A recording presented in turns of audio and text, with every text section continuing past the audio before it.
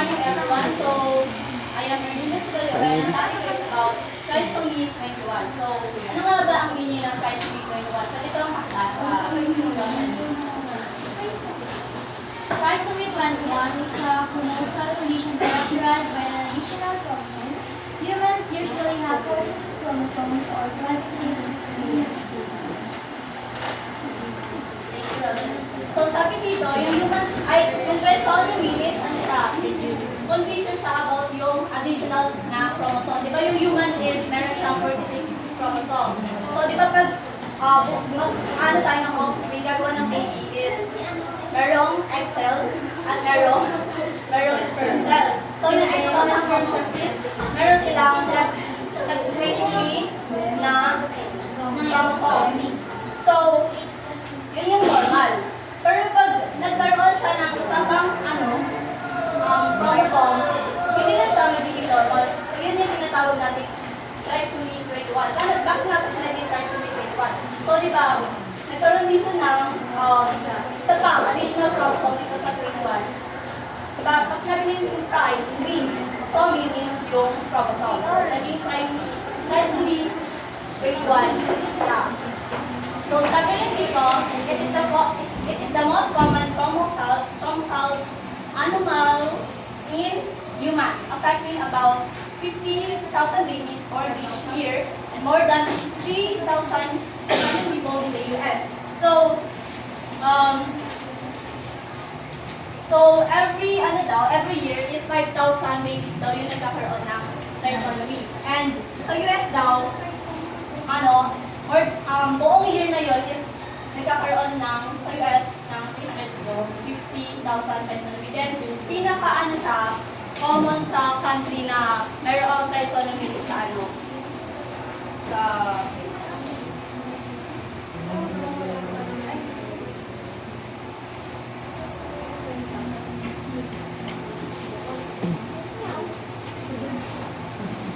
Maingay. Next sa to. Turkey, Israel, saka sa Ireland. Doon daw yung maraming cases ng trisomy 21. So, itong trisomy 21 is also known siya as Down syndrome. Down syndrome. And yung sinasabi na itong chromosome na to, if meron siyang mga small packages of genes in the body. So, itong mga genes na to, ito yung nagdetermine kung paano mabubuo yung baby at paano sila mag-function during and before ipanganak. So, iba nga yung trisomy is part ng Down syndrome. So, meron pang ibang types ng Down syndrome. Which is yung kanina, yung happy ko lang is yung trisomy. Which is yung pinaka-common cases na 95% cases na meron dito. And while yung pangalawa naman is soft location Down syndrome. Ito naman is lang siya, 3% cases lang. So, pero dito is less severe lang siya. Then dito naman sa mga isa, Down syndrome naman is 2% lang siya. And ito yung pinaka-rare lang na dumadawag sa mga baby. Then, paano nga ba na-diagnose yung trisomy 21? So, meron 3 types of tests or screening tests na ginagamit dito. Ano siya? Habang buntis kasi is pwede na ma-detect yung sakit na to.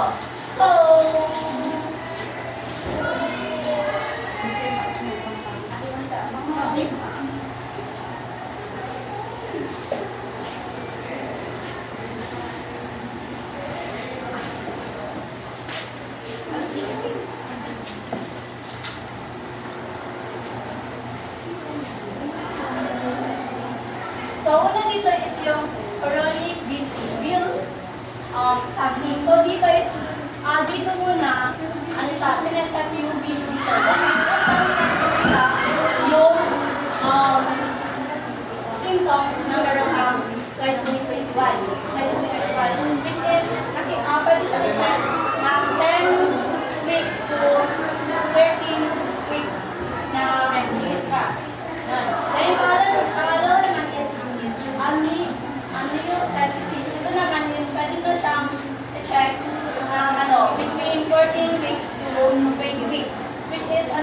sa ano siya, sa placenta.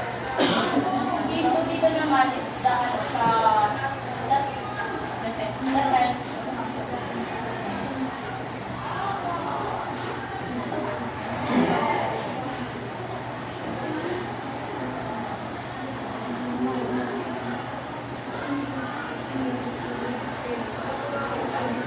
Ano siya, yung ano, sa fluid siya. Fluid pala, dito yung sa placenta yung issue. Dito sa fluid. Then next naman is yung percutaneous umbilical blood sampling. Ito naman doon sa cord na, sa ano, sa blood siya na sinicheck yung kung may symptoms ka na ng trisomy. Then ano siya, sa 18th pregnancy pwede na siya doon check through blood testing. Then, ano ba yung mga risk factor dito? So, ano daw, pag pregnant ka daw ng 30 years old, mataas, sila daw yung pinaka-prone na magkaroon ng baby na meron yung tawag ng trisomy 1. Then, well naman daw yung mga, kahit daw yung mga 35 pababa, na nag-smoke, yung gano'n, tapos gumagamit ng mga oral contraceptive, is may possibility pa rin talaga na magkaroon sila ng trisomy 1. Pero more on daw, yung mga nasa 35 daw yung pinaka talaga na-affect yung trisomy 1. So, ano nga ba yung mga pwedeng treatment dito? Sabi dito, Down syndrome is lifelong condition. So, wala nang cure. Pero meron pwedeng magkaroon ng treatment, maaga na lang. Pero hindi siya So, meron dito mga challenges according to International Advocacy Organization. Yes. So, pakibasa yung una. Bilisa. Pinakaunang challenges. Slow development of motor skills. So, dito pasasok na, di ba, pag yung student is, hindi yung motor skills. Diba, mahirapan silang magsulat. Next naman is expressive language, grammar, and speech clarity. So, parang dito, di ba, mahihirapan yung mga student na maintindihan sila kasi nga hindi nila masabi yung gusto nilang iparating. Then, tayo naman, as a teacher din, hindi rin natin sila naiintindihan agad-agad. So, next naman is number skills. So, yung mga, mga merong Down syndrome is, mas nahirapan sila sa number skills than sa reading. So, more on, dito, parang namimix nila yung accounting, ganyan, sa addition, adding, ganun, counting, ganun. Hindi sila, magaling. So, more on daw sila sa reading. Then next naman, verbal short-term memory. Dito is di ba pag yung teacher, sinasabi niya lang instruction, yung parang, merit, we will make a paper plane, gano'n. Sinasabi niya, first, fold yung ganito, ganyan. So parang, pag gano'n lang daw, instruction lang sinasabi niya, hindi daw magigets ng mga student na mayroong Down syndrome. Para mas maintindihan daw nila, dapat, parang dinidemo mo, ganito yung so makagaya nila agad. So, pag salita lang, hindi nila magigets yung instruction mo. Then, ano nga ba yung mga pwedeng instruction sa mga student na mayroong Down syndrome? Una dito, speak directly to the student using clear established language short sentences. So, parang di ba yung mga student na mayroong Down syndrome, yung attention nila is yung attention nila is mabilis pabalik sa iba. Ganon. So, dapat, yung effort mo as a teacher, mas doble pa. Para makuha mo yung attention niya para sa iyo lang siya nakikinig, tumitingin, gano'n. Oo, the next naman is place a strong emphasis on visual learning when teaching reading the student with Down syndrome. So, dito papasok yung pag nagtuturo ka sa mga more on dapat talaga visual. So, kunyari, topic nyo is about animals. So, dapat hindi lang cut yung words na cut na dog, unit nakalagay. Dapat meron ding picture. So, para doon, mapipinpoint nila kung ano ba yung tsura ng dog, yung cat, gano'n.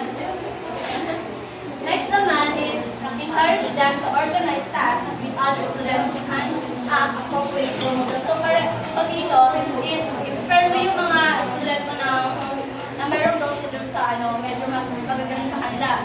So para doon, hindi sila parehas na nag-struggle. So next naman is give the student enough time to process language and respond. So, hindi mo dapat niro-rush yung student mo na sumagot sa mga tanong mo. So, bibigyan mo sila ng time para ma-process nila yung tanong at makaka-respond sila sa'yo. Lastly naman, is special assignment that cater to the student's strength so that you can create opportunities for guaranteed success. So, dito is yung ibibigay mo assignment mo sila, dapat, di ba dapat kilala mo yung student mo. So, alam mo dapat yung ibibigay mo assignment is kaya niyang gawin. So, yung parang yung assignment na ipapagawa mo, dapat based pa rin sa skills na kayang ibigay ng student. So, lastly naman is, dito naman tayo sa importance of inclusive education and supportive learning environment para sa mga meron Down syndrome o meron trisomy 21. So, una dito kasi ba sa akin, fosters a sense of belonging and accessibility for all students. So, anong magkakainin mo? Ano siya, sabi ko, kailangan parang i-include mo siya, ipa-feel mo sa kanya na include siya, and accept mo kung ano yung meron. Kung ano yung tawag ng kung ano siya, kung ano yung pinagdar. So, dito, di ba, inclusive na tayo. So, parang yung school, di ba, dito sa school, yung part nila, nakikita nila yun na part pa rin sila ng community. So, nakikita nila na value pa rin, na nag-value pa rin sila kahit meron silang disability. Next naman, mathematics. Sige, Carmen. Encourages collaboration. Ano yung pagkakainin? Parang sa collaboration, syempre, parang importante yun sa mga person with disability. Kasi parang nagkakaroon sila ng feel of belonging. Tapos sa empathy naman,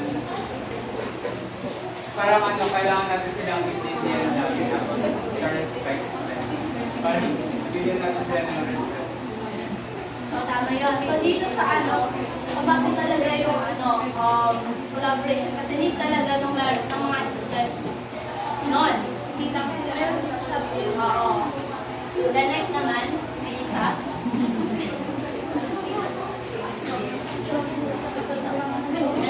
Aliyah.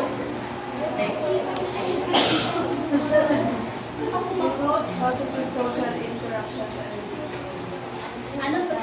Ay, wala. Ito ate Monica. Iwasan natin na i-discriminate.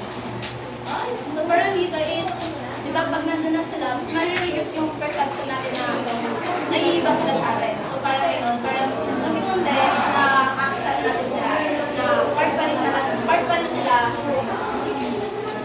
Kaya yung power. Next naman is,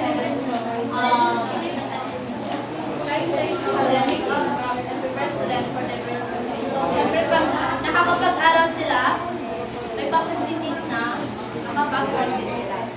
So, lastly naman, Jerilyn.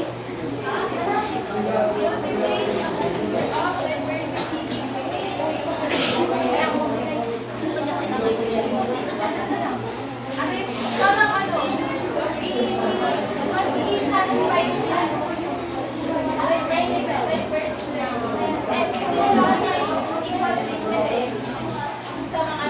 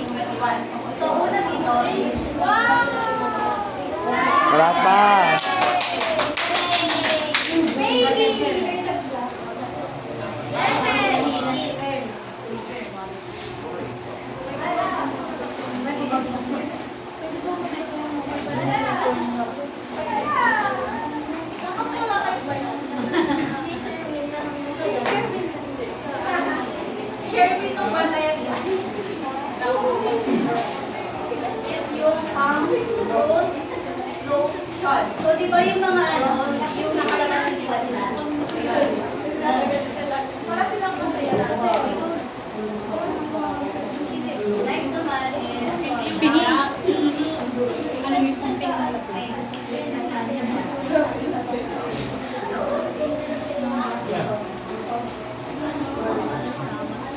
So, round page sila, di ba? Bilog yung mga ulo ng mga ano, meron lang na. Next naman,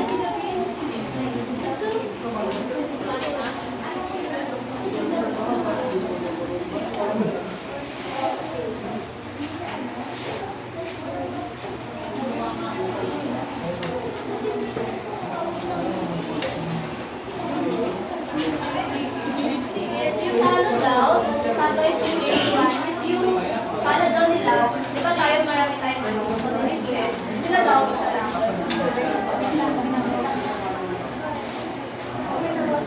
Oo, wala po.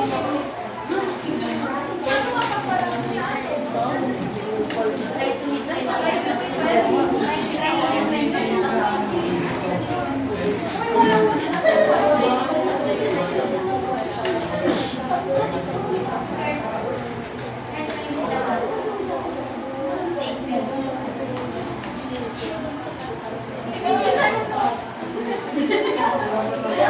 Different sa ano, sa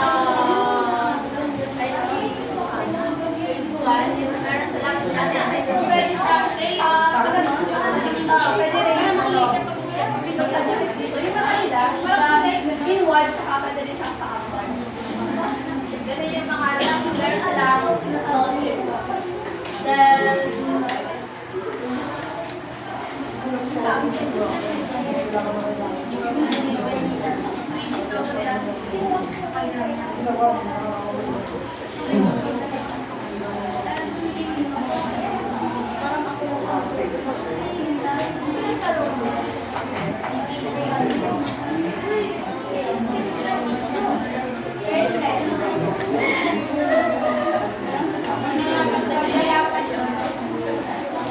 next naman is yung Oxypar flag. Yung flag dito yung provide nila sa likod.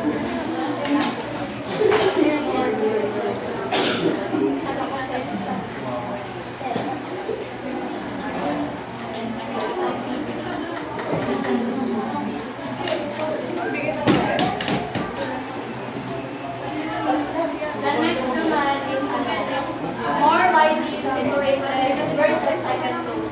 So yung sa ano pa, yung mga ganun, magkaiwalay.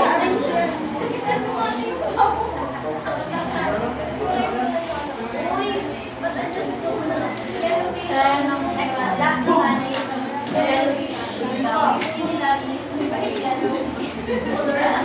So, wait lang.